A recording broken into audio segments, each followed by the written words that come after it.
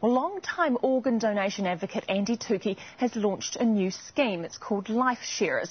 The aim is that members who donate organs when they die do so on the condition that they're offered first to fellow members. But that idea has gone down like a lead balloon with the medical community, and Andy Tookey's with us now. Morning, Andy. Hi, Pippa. Explain to me first exactly how this works. It's basically a register, isn't it?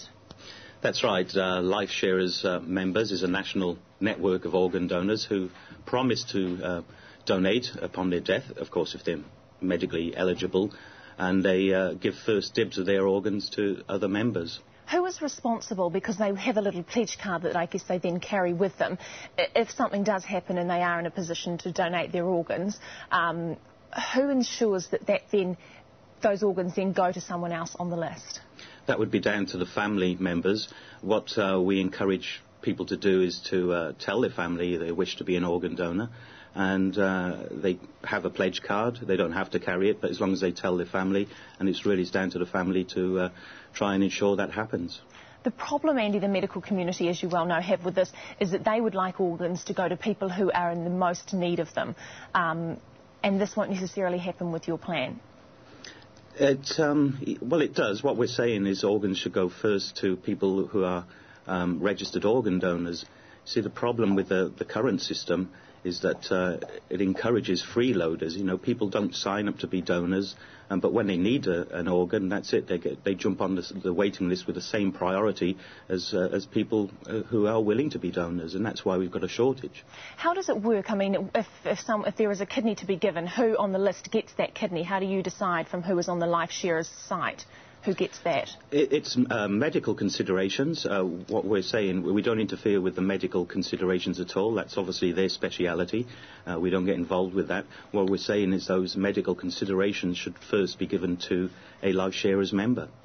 I imagine what you will get now is every single person in the country who needs an organ, who is sick, will sign up to that website. Why wouldn't you? But will you get healthy people signing up to it as well? Yeah, it's an insurance policy for the future. The people who sign up who are sick, there is a stand-down period. Unfortunately, over the last day or so, there's been a lot of sound bites from both sides, and the full picture and not the full stories coming out. You know, I'd encourage people to look at the website and vote with their feet after they read it in more detail. What is the stand-down period? Explain that to me. It's 6 months. So exactly what does that mean? It means that once you sign up, you don't have first priority to organs for 6 months. Right, I see. That's to discourage people, you know, from signing up the second they find out they need a transplant. But we encourage people who are on the transplant waiting list to sign up, you know, so that in 6 months' time we know exactly who's a LifeSharers member and needs organs above non-organ donors. Where would you like this to go?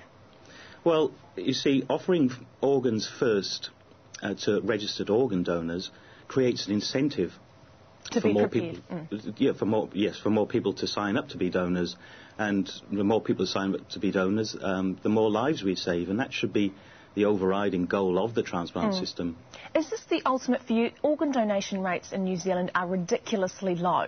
Is this the ideal, that we get a whole lot of people signing up to a register, or that we get some other system like people having to opt out of organ donation?